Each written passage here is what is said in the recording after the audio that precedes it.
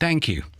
Hi, it's Gary here with a special edition of Pick of the Pops dedicated to a broadcasting giant, our friend Steve Wright, who we sadly lost this week. On numerous occasions over the last 40 years, I've sat in for Steve when he was on holiday, and I'm still finding it hard coming to terms as to why I'm in for him for just one final day today. I'm coming to you live from Wogan House in London. It's a place that Steve called home for 26 years. He spent more time in this building than anyone else. We've been celebrating his life on Radio 2 all week, but it's today when we really feel the loss, as we come to the point in the Radio 2 schedule where Steve should be kicking off the show for millions of people up and down the country.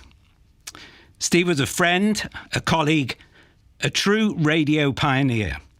Broadcasting was Steve's life. And over 4 decades, all he focused on was making the best possible shows for his listeners. He took on the hosting duties for Pick of the Pops last year. In fact, I was listening to him just last Saturday thinking how brilliant he was sounding. He loved presenting this show. He made it his own, and you could tell he was having a lot of fun with it.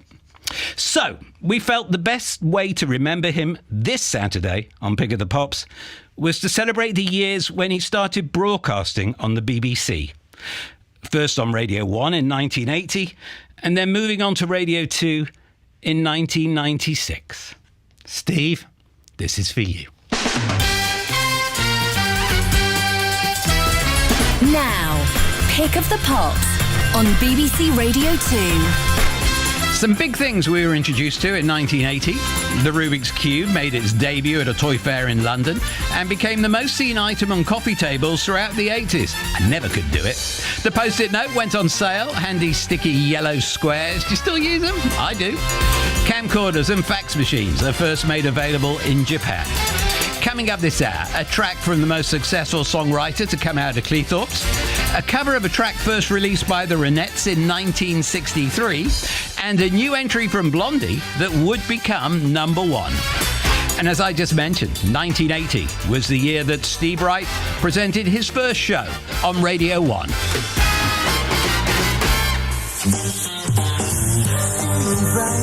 That's who it is.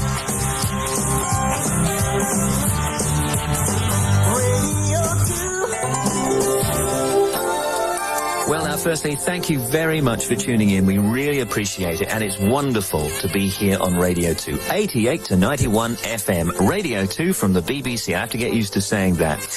This show, by the way, is for anybody who wants to listen. You don't have to be any particular sex or any particular age. You could be male, female, you can be a pet if you like.